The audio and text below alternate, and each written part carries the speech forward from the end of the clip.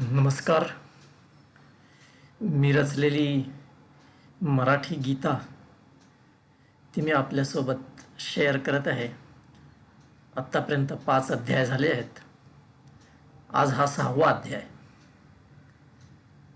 कर्तव्य कर्मे सकल करी, परी फलाशा न धरी, तोची संन्यासी व योगी, न की जो कर्मे त्यागी.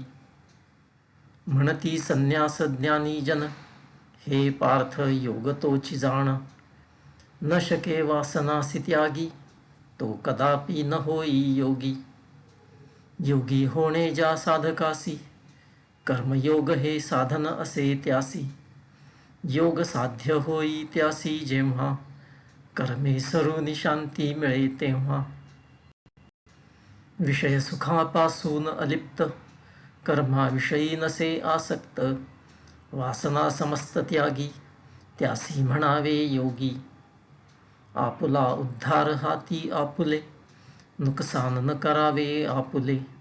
आपुले मन असे बंधू आपुला, आणि तैसेची शत्रू आपुला. स्वयेची जिंकिले स्वतःसी, तो स्वतःचा बंधू व हितैषी. स्वतःवरी जो न विजयी होई, शत्रू आपुला आपणची होई. जिंकले ज्याने मनासी, प्राप्त झाला शांतीसी. तो लीन परमेश्वरी, मन त्याचे अविकारी. ऐहिक ब्रह्मज्ञान ज्यासी समस्त, ज्याने इंद्रिये केली पराजित. असो लोह कांचन वा शिला, समभासे तोची योगी झाला.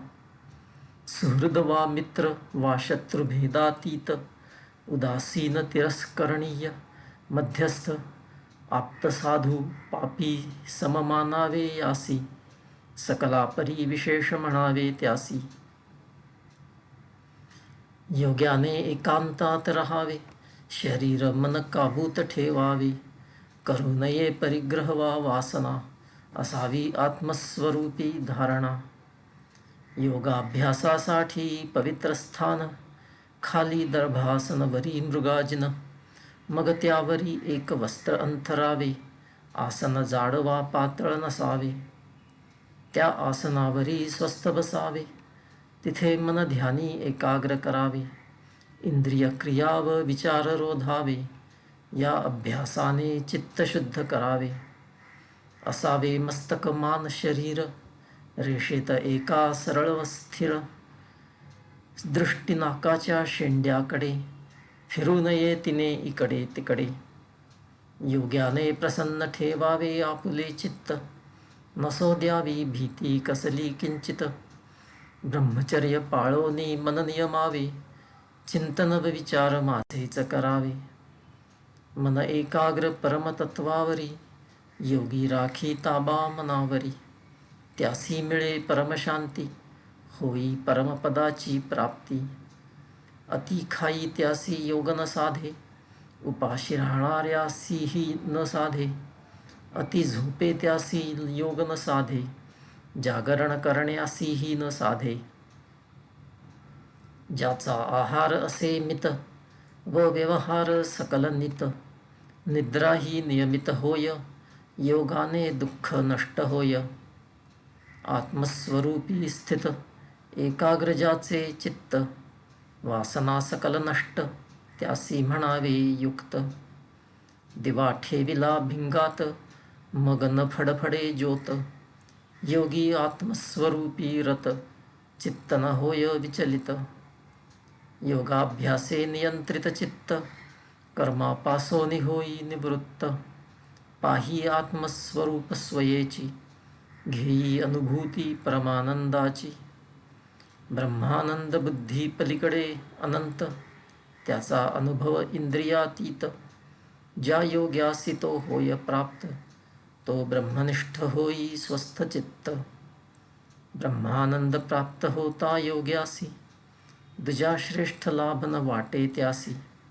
दुःख असे त्यास अत्यंत जरी, चित्त न होई विचलित तरी. जो नष्ट करी दुःख बंधन, तयासी तू योग जाण.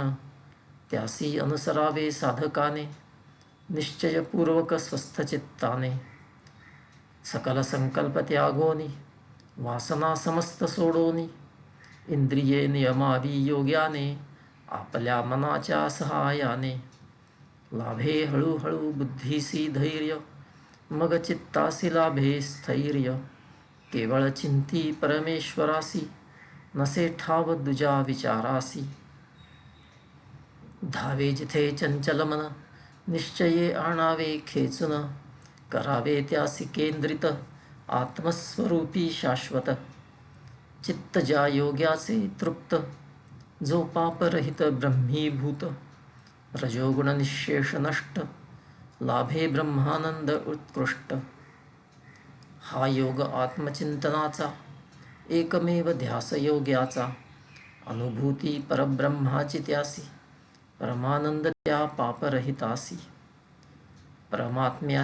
परमात्म्याशी तदाकार योग्याची प्रज्ञा अतिस्थिर स्वतःसी पाहे भूता माझी पाही भूते स्वतः माझी सर्वत्र मजसीच पाही मज माझी सर्व काही तो मजसी न अंतरे मी त्यासी न अंतरे मी वसे सकल भूता माझी त्या मजसी एकनिष्ठे भजी काहीही कर्म करी तो योगी तरी मजसी कदापि न त्यागी योगी सुख वा दुःख दोन्ही स्वतःपासून भिन्न न पाही सर्वाप्रती समत्व भाव असे तोची श्रेष्ठ मत माझे असे अर्जुन म्हणे भगवंतासी समत्व योग जो वर्णिलासी तो मजसाठी अति कठीण कारण माझे अस्थिर मन मन चंचल हे भगवान दुराग्रही अति बलवान दुष्कर त्यासी नियमिणे